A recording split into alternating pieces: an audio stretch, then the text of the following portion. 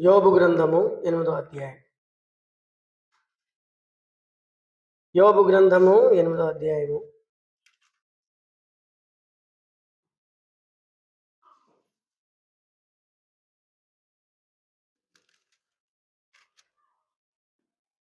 ఎనిమిదవ అధ్యాయము 6వ వచనం నుండి 7 వరకు. యోబు గ్రంథము 8వ అధ్యాయము 6వ వచనం నుండి 7 వరకు. యోబు గ్రంథము 8వ అధ్యాయము 6వ వచనం. నీవు పవిత్రుడవై యథార్థవంతుడైన యెడల నిత్యముగా ఆయన నీ యందు శ్రద్ధ నిలిపి నీ నీతికి తగినట్లుగా నీ నివాస స్థలమును వర్ధిల్ల చేయి. 7వ వచనం. అప్పుడు నీ స్థితి మొదటి కొద్దిగా ఉండినను తుదన నీవు మహాభివృద్ధి పొందుతావు. ఆది కాండము 49వ అధ్యాయం. ఆది కాండము 49. ఆది కాండము 49వ అధ్యాయము 22వ వచనం నుండి 26 వరకు. ఆది కాండం 49వ అధ్యాయం 22వ వచనం. యోసేపు ఫలించెడి కొమ్మ, ఊట యొద్దను ఫలించెడి కొమ్మ, దాని రెమ్మలు గోడ మీదకి ఎక్కి వ్యాప్తించు. విలుక్రాన్లు అతన్ని వేధించిరి, వారు బాణములు వేసి అతన్ని హింసించిరి.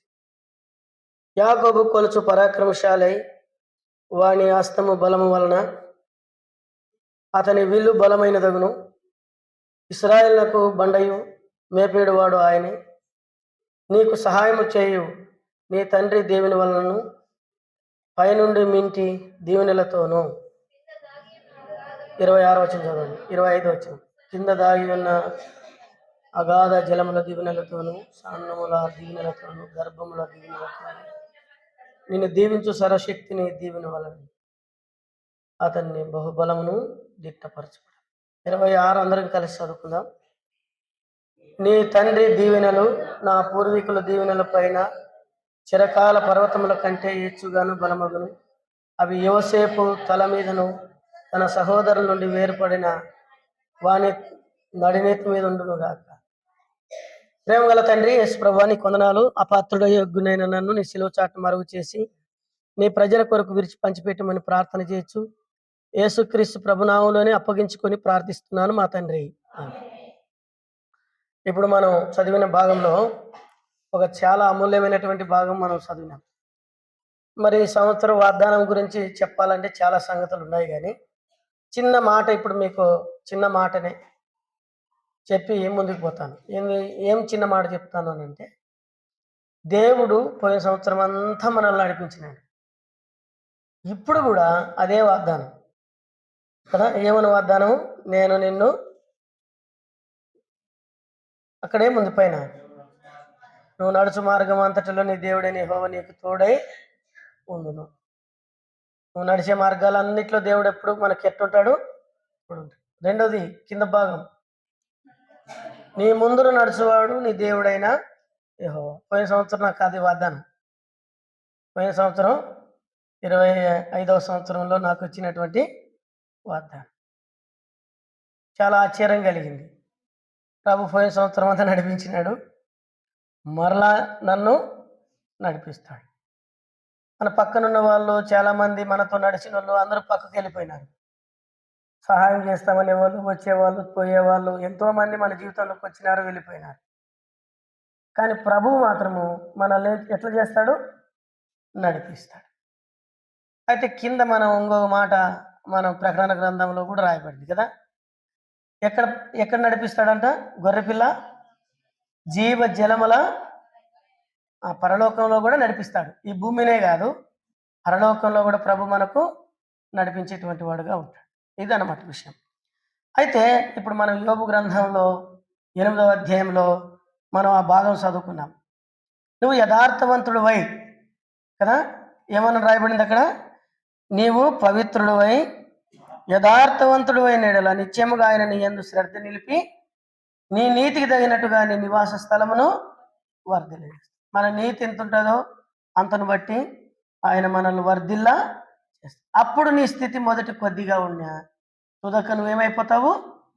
మహాభివృద్ధి అవుతుంది. జీవితం అనేటువంటిది చిన్నగానే ఆరంభమవుతుంది. దాని ముగింపు చాలా గొప్పగా ఉంటుంది. మనం ఒకప్పుడు మన స్థితి చూసినప్పుడు చాలా నిరుపేదలైనటువంటి వారం. కానీ ఇప్పుడు నిరుపేదలుగా లేము. మామూలుగా చేసుకొని తినేటువంటి వారముగా అయిపోయినాం. కానీ ఆ దినాలలో ఏమి దొరికేది కూడా కాదు. కానీ ఈ దినాలలో అన్నీ సమృద్ధే. అన్నం దొరికే దినాలు కూడా లేని దినాల్లో మనం ఉంటూ వచ్చినాం. అయితే ఇక్కడ చూసినప్పుడు యోసేపు జీవితం మనం ధ్యానించినాం. యోసేపు నీతిపరుడు. అందరూ గుర్తుపెట్టుకోవాలి కదా. యాకోబు ప్రేమించినటువంటి భార్యకి పుట్టినాడు అంటే మీరు ఇంకా ఇప్పుడు నుండి ఎవరైనా భార్యని విడిచిపెట్టి వేరే వాళ్ళు ప్రేమించండి అని కాదు. మళ్ళీ అట్లా అనుకునే కొంతమంది అట్లా కూడా తీసుకునేటోళ్ళు ఉన్నారు. అట్లా కాదు. దేవుని వాక్యం ఏం చెప్తుందంటే యాకోబుకి దేవుడు నిర్ణయించిన భార్య రాహేలు. అందుకు ఆమెను ప్రేమించినట్టుగా దేవుని వాక్యం చెప్తుంది. అయితే ఇప్పుడు మనం చూస్తే మరి లేయ ఎందుకు వచ్చింది అని అంటే లేయకి ఆత్మీయుడు కావాలని కన్నీళ్లు గార్చింది.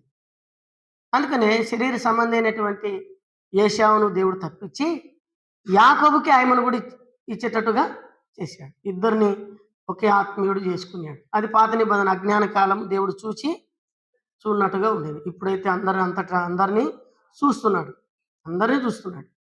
అది అజ్ఞాన కాలం. సరే, ఇప్పుడు దేవుని వాక్యంలో రిబకాకు పుట్టినటువంటి రాహేలుకు పుట్టినటువంటి మొట్టమొదటి కుమారుడే యోసేపు. అతడు వాళ్ళమ్మే చాలా చక్కనిది. వాళ్ళమ్మ చక్కనిది అని రాయబడింది బైబిల్లో. మరి పిల్లోడు కూడా చాలా చక్క పిల్లోడు. అంతేకాదు, ప్రార్థన ద్వారా పిల్లలు పుట్టకపోతే ఎన్ని దినాలైనా ప్రార్థన చేస్తారు, ఏడుస్తారు, కన్నీళ్లు గారుస్తారు, దేవునితో కొట్లాడతారు. పిల్లలు కాక వాళ్ళ అక్కకి 5 మంది పిల్లల తర్వాత ఈమెకు కొడుకు పుట్టినాడు. చూడు ఎంత బాధ కదా, ఎంత కన్నీరు గార్చిందో. ఇప్పుడు అలాంటి కుమారుని దేవుడు బహుగా దీవించినాడు. ఆ చిన్న కుమారుడే ప్రార్థన పరుడే, నీతిగా ఉన్నాడు. అయినా నేను ప్రార్థన ద్వారా కొన్నాను, ప్రార్థన ద్వారా నువ్వు కాపాడబడ్డావు, ప్రార్థన ద్వారానే దేవుడు నాకు నీకు ఇచ్చినాడు రా, నువ్వు జాగ్రత్తగా ఉండాలా అని చెప్పి తల్లి చాలా భయభక్తులతో పెంచింది. పెంచిన తర్వాత అన్నలకి ఏమొచ్చిందంటే స్వార్థము వచ్చింది. అన్నలకి ఎట్లొచ్చింది? స్వార్థం కలిగింది. ఉదాహరణ చెప్పాలంటే 10 మంది కొడుకుల తర్వాత పుట్టినోడు 11వ వాడు. అంటే యాకోబుకి దాసిలకు కూడా పుట్టిన తర్వాత ఈయన పుట్టాడు. అందుకనే 11వ వాడు ఈయన. చాలా చిన్నవాడు. 10 మంది యోసేపు మీద పగబట్టినట్టుగా చూస్తాం. వీటిగాళ్ళు విల్లు వేసినారంట. వేటగాళ్ళు ఏం చేసినారు? విల్లు వేసినారు, హింసించినారు, బాధ పెట్టినారు. చాలాసార్లు మనకు కూడా మన దాయాదులే, మన బంధువులే మన గురించి ఎప్పుడు కూడా చెడుగా మాట్లాడుతూ ఉంటారు. మన క్షేమంను కోరరు. వాడు మా ఊడే అని ఎప్పుడు అంటారంటే మనం వాళ్ళు అడిగిందల్లా ఇచ్చినప్పుడే. మన దగ్గర ఏమైనా డబ్బు ఉంటే, మనం ఎప్పుడన్నా సహాయపడుతుంటే వాళ్ళ అవసరం తీరేంత వరకే మనల్ని ప్రేమిస్తారు. కానీ మిగతా దినాల్లో మనకి ఎంత శత్రువుగా ప్రవర్తిస్తూ ఉంటారు. కానీ ఇక్కడ చూసినప్పుడు సేమ్ అదే పరిస్థితి ఆయనకు కూడా వచ్చింది. ఇప్పుడు ఆయన ఏం చేస్తున్నాడంటే తన జీవితంలో ఎన్ని పరిస్థితులు వచ్చినా దేవుని కొరకు తన అన్నలకు అపకారం చేయడానికి ఇష్టపడాలి. వాళ్ళ అన్నలు హింసిస్తుంటే ఏమన్నాడంటే, అన్నలారా నేను మీ తమ్ముడు కాదా అన్నాడు. నువ్వు మా తమ్ముడు కానే కాదు పోరా అని చెప్పేసి హింసించి కొట్టి బాయిలోనికి కూడా తోసేసినాడు. అయితే ప్రభువు నమ్మదగిన వాడు కనుక ఆయన సంకల్పం, ఆయన ఉద్దేశం, ఒక ప్రణాళిక, ఒక ప్రత్యేకత ఉంది కనుక యోసేపును కాపాడుతూ వచ్చినాడు. 20 ఎండి నాణ్యాలకు ఆయన అమ్మేసినాడు జీతానికి. తండ్రికి తెలకుండా తండ్రి ఏం చేసినాడంటే తండ్రికి తమ్ముడు సింహం తినేసిపోయిందని చెప్పి ఒక మేకపిల్లని చంపి ఆ రక్తంలో బట్టలు అద్ది అంగిని ఇడిపించి అంగిని తీసుకొచ్చి తండ్రికి చూపించినాడు. ఈ అంగి గుర్తుపట్టు, యోసేపుదేనేమో, యోసేపు చచ్చిపోయినాడు, సింహం తినేసిందని చెప్పినారు. తినేసిందని చెప్పేసరికి తండ్రి చాలా దినాలు ఏడ్చినాడు. పాపం 30 దినాలు ఏడ్చినాడంట. ఎన్ని దినాలు? 30 దినాలు అన్నం నీళ్ళు మాని ఏడ్చినాడు. ఆ దినాల్లో పిల్లలు లేకుంటే చాలా బాధపడేవాళ్ళు. గంపల నిండా పిల్లలు ఉండేవాళ్ళు వాళ్ళకి. అందుకనే 30 దినాలు ఏడ్చినాడు ఆయన. నీళ్ళు ఆహారం మానేసి. అప్పుడు వాళ్ళు ఏడ్చినా కూడా కనికరపడి నాయన బతికినాడు ఇట్లా అమ్మేసినామని కూడా చెప్పకపోయారు. అయితే దేవుడు చూడు యోసేపుని తీసుకుని వెళ్ళి ఎక్కడో అన్యుల దేశంలో ఆయన ఎక్కడ పోతే దేవుడు అక్కడికి నడిచిపోయినాడు. దేవుని వాక్యంలో చూస్తాం యోసేపు పొతీఫరు ఆ ఇంట్లోకి అడుగు పెట్టినప్పుడు ఆ ఇల్లు బహుగా దీవించినాడు. అటు పోయిన తర్వాత అక్కడ ఒక స్త్రీని గురించినటువంటి నిందపడింది పాపం ఆయన మీద. కొంతకాలం నమ్మకంగా పనిచేసినాడు. మనకి ఆ ఇంటి యజమానికి అర్థమైపోయింది ఈ పిల్లోడు వచ్చినప్పుడు నా ఇల్లు ఎక్కువ వస్తుందని చెప్పి నమ్మి ఇంటిలో ఉన్న అధికారములన్నీ ఇచ్చేసినాడు. ఇచ్చేస్తే అక్కడ స్త్రీ మీద నిందపడితే అక్కడ నుండి జైలు పోయినాడు. ఆడు జైలు పోతే పాపం జైల్లో నాకు రికమెండేషన్ చేసినాడు. 2 కళలు కంటే వాళ్ళ కథలు చెప్పినాడు. వాళ్ళందరూ వచ్చి మేము నీకు ఖచ్చితంగా సాయం చేస్తామని చెప్పినారు. వాళ్ళిద్దరు పోయి మర్చిపోయినారు. మర్చిపోయేసరికి దేవుడు అప్పుడు జ్ఞాపకం చేసుకొని యోసేపుని జ్ఞాపకం చేసుకొని ఏం చేసినాడంటే రాజుకు ఒక కళను పంపించి బయటకు తీసుకొని వచ్చాడు. ఇప్పుడు యోసేపు ఎందుకు తండ్రి దీవెనలు, మనుషుల దీవెనలు, రాజుల దీవెనలు ఇవన్నీ పొందినాడు భూమిన అంటే దేవుడు అతనికి తోడై ఉన్నాడు. ఇప్పుడు ఈరోజు కూడా మనం అది పైన నేను నీకు తోడై ఉన్నాను, భయపడద్దు. దేవుడు అంటున్నాడు ఈ దినం నుండి మీరు భయపడకండి, నేను తోడై ఉన్నాను. ఈ దినం నుండి దేవుడు మనకు తోడుగా ఉంటాడు. మన కష్టంలో తోడుగా ఉంటాడు, మన ఇబ్బందుల్లో తోడుగా ఉంటాడు, మన అవమానాల్లో తోడుగా ఉంటాడు. మన మీద శత్రువులు దాడి చేసినప్పుడు కూడా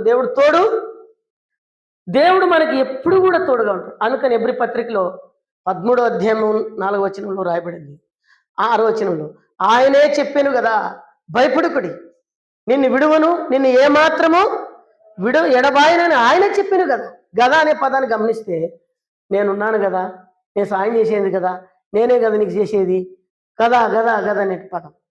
కాబట్టి ఇంత గొప్ప దేవుడు నీకు ఈ దినము నుండి సహాయకుడుగా ఉంటాడు. ఇప్పుడు యోసేపు ఫలించాడు. ఎట్లా ఫలించినాడు? కుటుంబంగా ఫలించినాడు. వాటికి వెళ్ళిన తర్వాత దేవుడు నిర్ణయించేంత వరకు పెళ్లి చేసుకోలేను. అరే ఎవడు బోధించేవాళ్ళు లేడు, వాక్యం చెప్పేవాళ్ళు లేడు, బలిచ్చేవాళ్ళు లేడు, ఎవరు ఆయన ఆదరించే వాళ్ళే లేకపోయినా తల్లి చెప్పినటువంటి మాటలతోనే యోసేపు బలంగా నిలబడ్డాడు. పాపాన్ని ఎదిరించినాడు. పాపాన్ని చేయడానికి అవకాశం ఉన్నా కూడా వదిలివేసినాడు. దేవుని ఎదుట ఇంత దుష్కార్యమైన పాపమును చేసి నేను ఎట్లా పాపాన్ని కట్టుకోవాలని చెప్పి పారిపోయినాడు. ఎవరైనా అట్లా పారిపోతారా? అట్లా పారిపోవడం ద్వారా దేవుడు కదిలిపోయి ఈ భూమి మీద ఏ మనుషుడు చేయనటువంటి దాన్ని దేవుడు చేశాడు. అంతగా గొప్పగా ఆశీర్వదించినాడు. మంచి భార్య దొరికింది. మంచి భార్య దొరికితే ఆ భార్య అన్నురాలే. ఆ భార్య యోసేపు దేవుని నమ్ముకుంది. యోసేపు ఏ దేవుని పూజిస్తాడో ఆ దేవుణ్ణే ఎరిగింది. అయితే మంచి కొడుకులు, 2 కొడుకులు పుట్టారు. ఒకడు ఎఫ్రాయిము, ఒకడు మనష్షే, ఒకడు ఎఫ్రాయిము. నా బాధను మర్చిపోతాడు చేసినాడు. నా పిల్లల్ని నాకు ఇచ్చి నాకు చాలా దుఃఖంలో ఉంటే, కష్టంలో ఉంటే, ఇరుకులో ఉంటే, నిందల్లో ఉంటే నా కొడుకుని చూడగానే మా నాయన మర్చిపోతి, మా ఆయనలో మర్చిపోతి, నా ఇల్లుని మర్చిపోతి. అందుకని పెద్ద కొడుకు మనషి అని పేరు. తర్వాత ఆటికి వచ్చిన తర్వాత ఇంకొక కొడుకు పుట్టాడు. ఒక సంవత్సరం ఎఫ్రాయిం అని ఆ పిల్లోనికి ఏమని పేరు పెట్టినాడు? ఎఫ్రాయిం అని పేరు పెట్టినాడు. ఎఫ్రాయిం అంటే అర్థం ఏమి? ఎఫ్రాయిం అంటే అర్థం ఏమి? నిన్ను అభివృద్ధి చేసిన, శ్రమ కలిగిన దేశంలోనే అభివృద్ధి, ఇక్కడ నన్ను అభివృద్ధి పరిచినాడు దేవుడు అని చెప్పి అభివృద్ధి అని పేరు పెట్టి ఇప్పుడు అలాగున దీవించబడినటువంటి యోసేపు భూపరంగా ఫలించినాడు, కుటుంబ పరంగా ఫలించినాడు, వ్యక్తిగతంగా ఫలించినాడు, తండ్రుల పరంగా ఫలించినాడు, డబ్బు పరంగా ఫలించినాడు, రాజకీయంగా ఫలించినాడు. అన్ని విషయములలో దేవుడు రాజకీయం ఒకటముగా దాన్ని చేస్తూ వచ్చినాడు. అందుకనే ఇప్పుడు మనం కూడా ఉన్నాం కదా. ఇప్పుడు మన జీవితంలో దీన్ని తీసుకుంటే మనం ఫలించాలి. మనం కూడా ఏం చేయాలి చెప్పండి? లోకంలో ఫలించాలా, చదువులో ఫలించాలా, తర్వాత దీనిలో చెప్పండి ఆత్మీయంగా ఫలించాలా, ఆత్మలు తెచ్చే దాంట్లో ఫలించాలా, సేవా పరిచర్యలో ఫలించాలా, దేవుని పని పరిచర్యలో ఫలించాలా. అంతేకాదు వ్యక్తిగత జీవితంలో మన ఫలభరితమైనటువంటి వారంగా ఉండాలి. మనం పోయిన వారం మనం చూస్తూ వచ్చినాం. మొదటి ఫలించిన వాడు ఆదాము ఫలించినాడు, అబ్రహాం ఫలించినాడు, తర్వాత చెప్పండి ఇసాకు ఫలించినాడు, యాకోబు ఫలించినాడు కదా. ఫలించిన వాళ్ళందరి జీవితాలు చూసినాం. అయితే మనం ఎలా ఫలించాలనేటువంటి విషయాన్ని చూసినప్పుడు మారు మనసుకు తగిన ఫలం మీరు ఫలించుడు అని చూసినాం. అయితే ఇప్పుడు రెండవదిగా మనం ఏం చూస్తామంటే ఈరోజు మనం ఫలించాల్సిన రెండవ ఫలం మనం ఫలించేది చూడండి. ఒక మాట మత్తయి సువార్తలో మన ప్రభువైన యేసుక్రీస్తు వారు చెప్పారు, మనము ఫలించాలా. మత్తయి సువార్త 13వ అధ్యాయం, మత్తయి సువార్త 13:23 వచనం, 13వ అధ్యాయము 23వ వచనం, 13వ అధ్యాయం 23వ వచనం.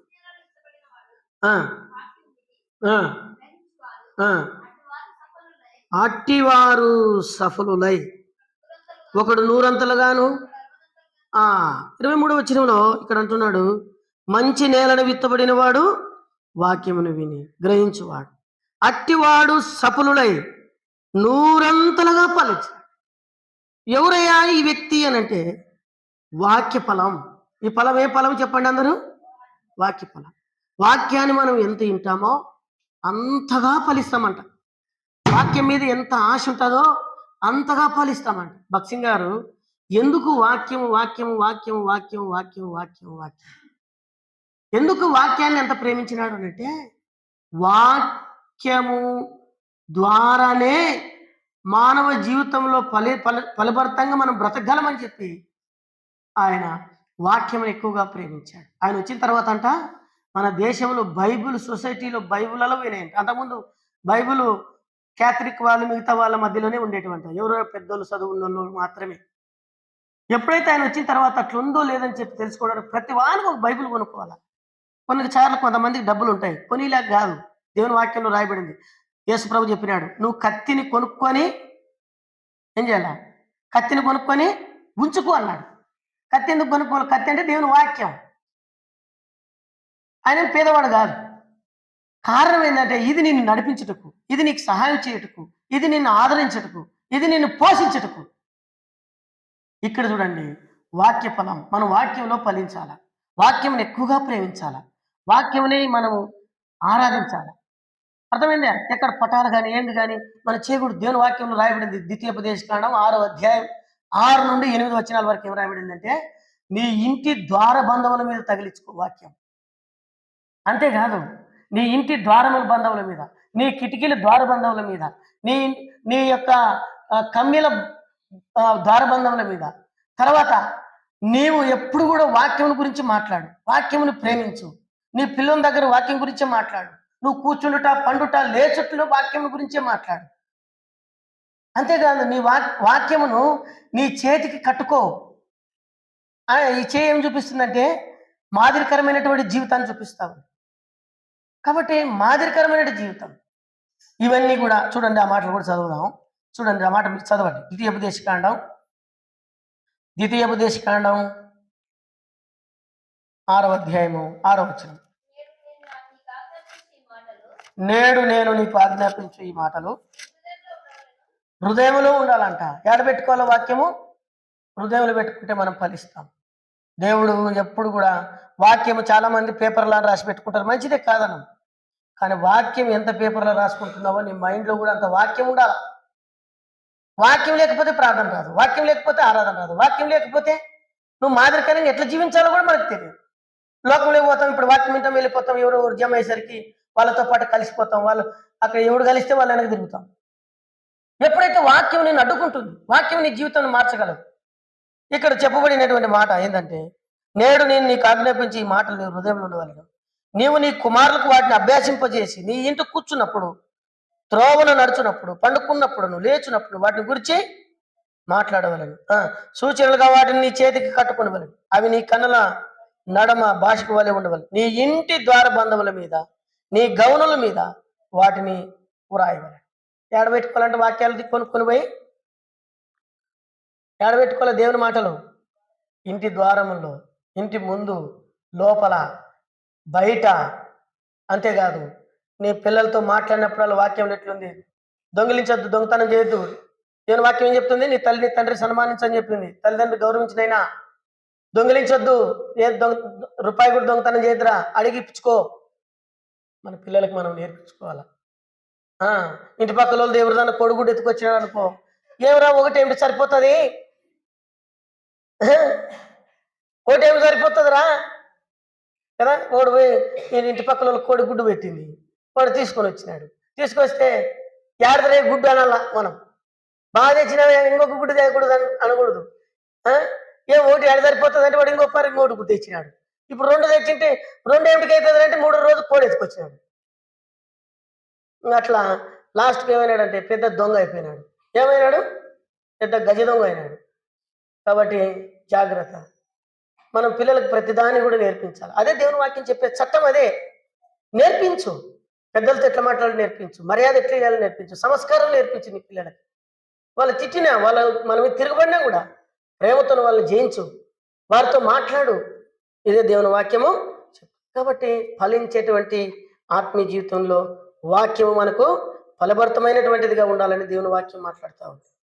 తర్వాత మనం దేవుని వాక్యంలో మనం చూసినప్పుడు సామెతల గ్రంథం 8వ అధ్యాయం 34వ వచనంలో ఒక మాట ఉంది. ఏం మాట ఉందంటే, అనుదినము నా గడప యొద్ద కనిపెట్టుకొని వాని ధన్యుడు, నా ఉపదేశమును అంగీకరించేవాడు ధన్యుడు అంట. అనుదినము దేవుని వాక్యం కొరకు ఆశ కట్టుకుని ఉండాలంట. వాడు ఫలిస్తాడు. ఎట్లా ఫలిస్తాడు? కీర్తన 1వ అధ్యాయము 2వ వచనం. కీర్తన 1వ అధ్యాయము 2వ వచనం. యెహోవా ధర్మశాస్త్రమందు ఆనందించుచు దాన్ని దివారాత్రములు ధ్యానించువాడు ధన్యుడు. ఎవరు ధన్యుడు? యెహోవా ధర్మశాస్త్రమందు ఆనందము. దేవుని వాక్యము ద్వారానే నీకు ఆనందం. ఎక్కడ ఆనందం లేదు? సినిమాలో ఆనందం లేదు, సీరియల్లో ఆనందం లేదు, కామెడీలో ఆనందం లేదు, ఏమిట్లో ఆనందము లేదు. దేవుని వాక్యంలో ఆనందం ఉంది. కాబట్టి దేవుని వాక్యాన్ని ప్రేమించు, దేవుని వాక్యమునే హెచ్చించు, దేవుని వాక్యమునే గణపరచు. అందుకనే ఆ వాక్యమే శరీరధారి అయి కృపాసత్య సంపన్నుడిగా వచ్చినాడు. ఆ వాక్యమును ప్రేమిస్తున్నావు అంటే యేసుప్రభును ప్రేమిస్తున్నావని, యేసుప్రభును గణపరుస్తున్నావని. మనకి ఈ లోకంలో ఏమి అవసరం లేదు. సన్మానాలు, మనం ఎవరు గౌరవించాలా, మనం లెచ్చించాలా, మనల్ని ప్రేమించాలా, అదంతా అవసరం లేదు. నిస్సహాయులుగా ఏం కనబడని వారుగా మనం ఉండాలి. దేవుడే కనపడాలి. యేసు తప్ప వారికి ఎవరు కనబడలేదు. ఏలీ కనపడలే, ఏలీ కనపడలే, మోషే కనపడలే. తర్వాత యేసు తప్ప యేసు ప్రభువారే కనపడాలి మన జీవితంలో. నీకు పిల్లలు ఉన్నారు, దేవుడు నాకు ఇచ్చిన పిల్లలు. ఆస్తి ఇచ్చిన దేవుడు నాకు ఇచ్చినటువంటి ఆస్తి, దేవుడు నాకు ఇచ్చినటువంటి ఉద్యోగం, దేవుడు నాకు ఇచ్చినటువంటి పని, దేవుడు నాకు ఇచ్చినటువంటి ఫలం, ప్రతి విషయంలో కూడా దేవుని గణపరిచేటువంటి వారమైతే మనము 100 ఫలం పొందుతాం. అతడు నీటి కాలం ఎవరు నాటబడిన తన వాడక తన కాలమందు ఫలమిచ్చు చెట్టు వలె ఉంటాడంట. అది కీర్తన గ్రంథం 1వ అధ్యాయంలో రాయబడి. దుష్టుల ఆలోచన చొప్పున నేను నడిపించదు, నేను కాపాడుతుంది దేవుని వాక్యం. ఇప్పుడు దేవుని వాక్యము 119వ కీర్తన 11వ వచనం. దేవుని వాక్యం చేసేటువంటి 5వ పని ఏం చేస్తుంది చూడండి. కీర్తన తీయండి, మీ బైబిల్ తిప్పాలా. మీరు నేను అబద్ధం చెప్తాను, నిజం చెప్తాను గమనించాలంటే వాక్యం తిప్పాలా. మీరు నీ ఎదుట నేను పాపము చేయకుండానట్లు నా హృదయంలో, మనం పాపం చేయకూడదు ఉండాలంటే ఏముండాలి? మన హృదయంలో వాక్యం ఉండాలి. మనం పాపం చేయకూడదంటే ఏముండాలి చెప్పండి అందరూ, బాగా వినండి. నేను తాగకూడదంటే ఏముండాలి? నాలో వాక్యం ఉండాలి. నేను బీడి తాగకూడదంటే నాలో ఏముండాలా? వాక్యం ఉండాలి. ఒక తీర్మానం, ఒక స్థిరమైనటువంటిది నీ వాక్యం. కాబట్టి ఇక్కడ రాయబడినటువంటి మాట, నా హృదయంలో పాపము, ఏమంటున్నాడు ఇక్కడ? నీ ఎదుట నేను పాపం చేయకూడనట్లు నా హృదయంలో నీ వాక్యం ఉంచుకున్నాను. పాపం చేయకూడదంటే వాక్యం నీ హృదయంలో పనిచేయాలి. పని చేయలేదనుకో చెడ్డగా జీవిస్తాం, భ్రష్టులైపోతాం, ఇదైపోతాం అన్నమాట. తర్వాత 9వ వచనం, యవనులు దేని చేత తమ నడతను శుద్ధిపరచుకుందరు, నీ వాక్యమును బట్టి దాన్ని జాగ్రత్తగా చూసుకుంటున్నారు చేతనే కదా. ఈ మాట గమనించండి. యవనులు, ఎవరు పిల్లలు? మీరు. మీ జీవితం ఎప్పుడు కూడా బాగుపడదు. ఎందుకు బాగుపడదంటే దేవుని వాక్యమును ప్రేమించినప్పుడే మీరు బాగుపడతారు. దేవుని వాక్యమును చదివినప్పుడే మీరు బాగుపడతారు. దేవుని వాక్యమును హెచ్చించినప్పుడే, దాన్ని జాగ్రత్తగా పరిశీలించినప్పుడే మీ జీవితాలు బాగుపడతాయని దేవుని వాక్యం చెప్తా ఉంది. యవనులు దేని చేత నడతను శుద్ధి చేసుకుందరు. యవన బిడ్డలైనటువంటి వారిలో దేవుని వాక్యం ఉండాలా. దేవుని వాక్యం ఉంటే పాపం చేయము, దేవుని వాక్యం ఉంటే పరిశుద్ధంగా జీవిస్తాము, దేవుని వాక్యం ఉంటే నీతిగా ప్రవర్తిస్తాము, దేవుని వాక్యం ఉంటే మనం ఎట్లా ఓపికతో ఫలిస్తామంట. అందుకనే ఆయమ్మ మరియమ్మ ఏం చేసింది తెలుసా? యేసు పాదంలో ఎదురు కూర్చొని ఆయన బోధ వినిచుండేది. ఎంతగా ప్రేమించింది ప్రభువుని. మన జీవితంలో కూడా మనం అంతగా ప్రభువుని ప్రేమించాలి. ఇక 2వది చూడండి, గలతీ పత్రిక 4వ అధ్యాయం 5వ అధ్యాయం గలతీ పత్రిక 5వ అధ్యాయం 22వ వచనం 22వ వచనం గలతీ పత్రిక 5వ అధ్యాయము 22వ వచనం త్వరగా తీయండి. అయితే ఆత్మ ఫలాలు ఇప్పుడు మనం ఆత్మీయంగా ఫలించాలి. ఇప్పుడేమో వాక్యంగా ఫలించాలా. మొదటిదేమో వాక్యంగా ఫలించాలి, వాక్యంలో ఉండాలి, వాక్యం నీలో పనిచేయాలి, వాక్యానుసారంగా జీవించాలి, వాక్యాన్ని పట్టుకొని నడవాలి. వాక్యమే మనల్ని బ్రతికిస్తుంది, వాక్యమే మనల్ని నడిపిస్తుంది. దేని వాక్యం ఉంది కదా, నీ వాక్యమే నన్ను బ్రతికించును, బాధలలో నాకు నెమ్మది ఇస్తుంది కదా. నీ వాక్యమే నా పాదములకు దీపం. అంటే రాత్రిపూట బ్యాటరీ దేవుని వాక్యమే పాపం నుండి విడిపించబడ్డానికి. కాబట్టి వాక్యం మన లోపల ఉంటే మనం ఆశీర్వదించబడతాం. తర్వాత ఇప్పుడు రెండవది ఆత్మ ఫలాలు, ఆత్మీయంగా ఫలాలు. ఇదేది ఆత్మీయంగా ఫలాలు అంటే ఎట్లాంటివి? ఇప్పుడేమో వాక్యంగా ఫలించాలంటే అన్నా మంచిదే. ఇప్పుడు ఆత్మీయంగా ఫలించాలా మనం, ఇంకా ఆత్మీయంగా ఏం ఫలించాలా చదువు. ఇప్పుడు చదువు. ఆత్మీయంగా మొట్టమొదటి ఫలం అయితే ఆత్మ ఫలం ఏమనగా ప్రేమ. చూడండి, ఆత్మ ఫలంలో ఒక ఫలం పేరేం పేరు? ప్రేమ. ఎప్పుడు కూడా మన ప్రేమ విస్తారమైనటువంటి ప్రేమ ఉండాలి, నిండా హృదయమైన ప్రేమ ఉండాలి. యేసు ప్రభు ప్రేమ ఎట్లాంటిది? దాని లోతు ఎత్తు ఎంతో మనకి తెలియదంట. ఉందా లేదన్నమాట. 3వ అధ్యాయంలో ఎఫెసీ పత్రికలో 18వ వచనంలో దేవుని ప్రేమ ఎత్తు ఎంతో, దాని లోతు ఎంతో, దాని వెడల్పు ఎంతో మనకి ఎవరికి తెలియదు. అందరి ప్రేమలు బయటపడతాయి, కానీ దేవుని ప్రేమ మనం తెలుసుకోలేము. తెలుసా? అందరి ప్రేమ. ఉదాహరణకి చెప్తాను. భార్య భర్తల ప్రేమ ఎన్ని సంవత్సరాలు ఉంటుంది? ఒక 30 సంవత్సరాలే పనిచేసేది. 30 సంవత్సరాలే కదా, 20 సంవత్సరాలు, 25 సంవత్సరాలు, 30 సంవత్సరాలు పెళ్లి చేసుకుంటే ఎన్ని సంవత్సరాలు ఉంటుంది? అయితే కడవరకు రాదు. మరి కన్నబిడ్డల ప్రేమ ముద్దుగా పెంచుకుంటాం, హెచ్చించుకుంటాం, వాళ్ళు చదివించుకుంటాం, గొప్పగా చేసుకుంటాం. వాళ్ళు ఉన్నతమైన స్థానం వచ్చిన తర్వాత ఏమంటారు మనల్ని? ఏం పెట్టి సాకినావు మమ్మల్ని, నువ్వు పక్కకు పోయి పక్కకు వండుకొని తింటావా, లేదు నీ కథ ఏం చెప్పు అంటారు. అది మన జీవితం. అప్పుడు ఏమవుతుంది పరిస్థితి? ప్రేమలక. కాబట్టి ఏమవుతుంది మన పరిస్థితి?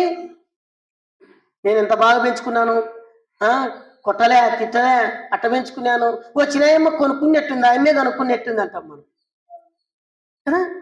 ఆయనే కనింది, నువ్వే కనుక్కునేవులే అమ్మ, నీ భర్త నువ్వే కనుక్కునేవులే అని మనల్ని అంటారు. ఇలాగా కన్నబిడ్డల ప్రేమ కలలాగా ఏమైపోతుంది? కరిగిపోతుంది. మరి భార్య భర్తల ప్రేమ ఒకవేళ భర్త భార్య ఎవరో ఒకరు వెళ్ళిపోయినారనుకో, మోడులాగా మిగిలిపోతుందంట.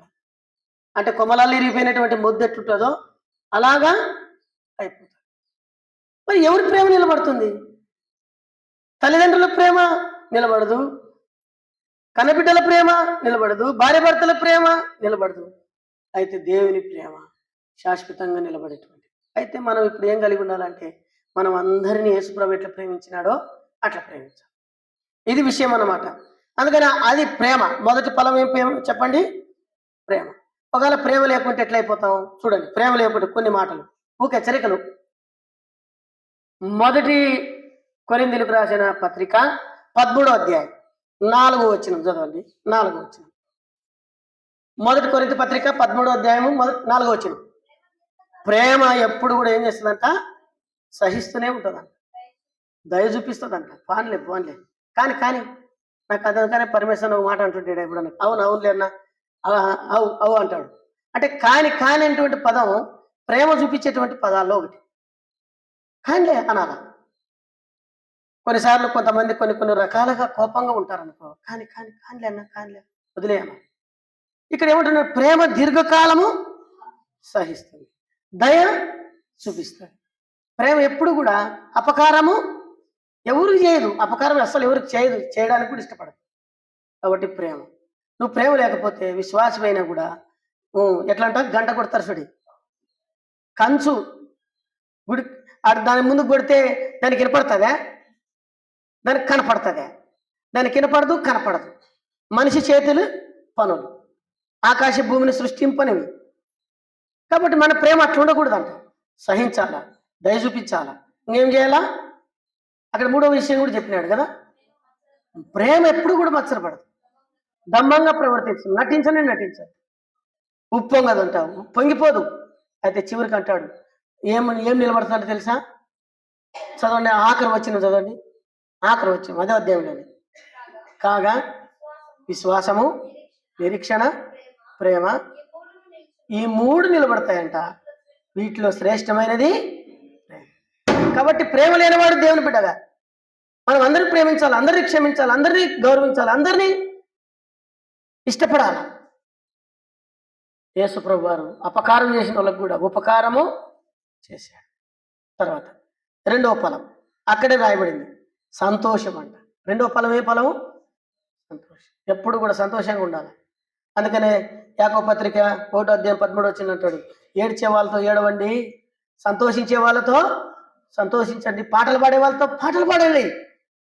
ప్రతిదానికి ఒక సమయం, సంతోషించుటకు, పాడుటకు, మాట్లాడుటకు, కూర్చుండుటకు, లేచి నడుచుటకు, తినుటకు, అన్నిటికీ సమయం ఉందట. ఆ టైంలోనే మనం ఏం చేయాలి? అప్పుడు చేయాలి. అందరూ నైతప్పు నగాల, అందరూ దుఃఖంతో ఉన్నప్పుడు వాళ్ళ దుఃఖంలో పాలు పొందాలి, వాళ్ళ కష్ట నష్టాలు ఉన్నప్పుడు అదే. అందుకని సంతోషం అనేటువంటి ఫలం. ఎప్పుడు సంతోషంగా ఉండండి, ఏం పోదు.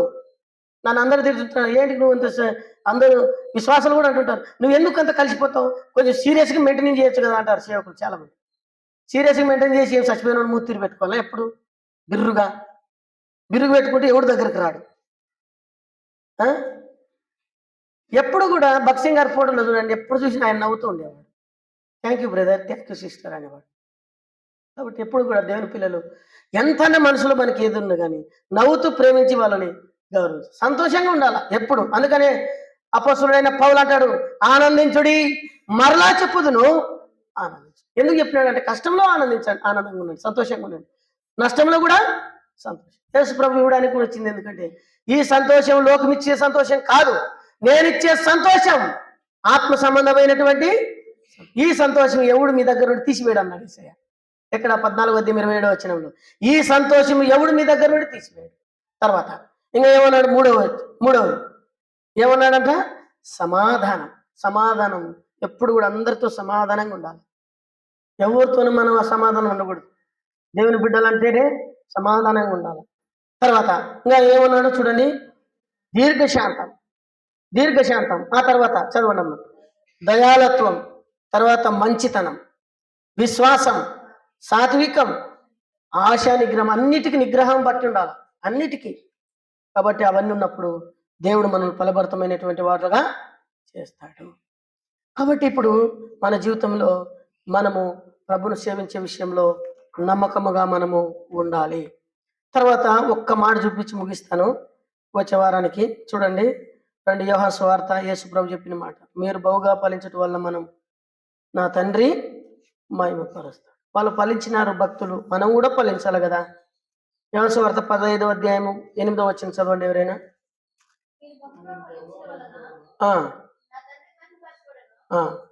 బహుగా ఫలించడం వల్ల ఏమంట? మహిమపరచబడు. తర్వాత 16 మీరు నన్ను ఏర్పరచుకోలేదు. చదవండి. మీరు నన్ను ఏర్పరచుకోలేదు, మీరు నా పేరిట తండ్రిని ఏమడుగుదరు.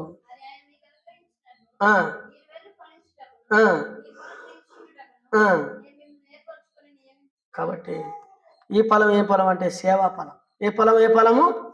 సేవ. ప్రభువుని సేవించండి. ప్రభువుని ఎంత సేవిస్తామో, ప్రభువుని ఎంత గణపరుస్తామో, ప్రభువుకి ఎంత ప్రధానమైన స్థానం ఇస్తామో, ఆయనే మన దేవుడు అని సేవిస్తాము. ఆయనతోనే మనం ఎప్పుడు భక్తి పరవశమై ఉంటాము. ఆయన మనల్ని జ్ఞాపకం చేసుకుంటాడు. సేవ గురించి మనం వచ్చేవారు ప్రభుచితం అయితే ధ్యానిస్తాం. దేవుడి మాటలు దీవించును కాక. మోకాల మీదకి రండి. ప్రభువా, నన్ను ఫలభరితమైన జీవితంలోకి నడిపించు. యోసేపు ఎంతో ఫలించినాడు, అయితే నేను ఫలించాలి ప్రభువా. నేను ఆత్మీయంగా ఫలించాలి, వాక్యంలో ఫలించాలా, ప్రేమలో ఫలించాలా, సాత్వికంలోను, శాంతిలోను, సమాధానంలోను, దీర్ఘశాంతంలో, దయాలత్వంలో, మంచితనంలో నేను ప్రేమించాలి. అందరికి మంచివాడినై ఉండాలా. ప్రభువా, నీ మంచితనం ద్వారా నాకు సహాయం చేయని ప్రభుని అడగండి, తీర్మానం చేసుకోండి. ప్రభు నీకు సహాయం చేస్తాడు. అలాగే దేవుడు దీవించునుగాక.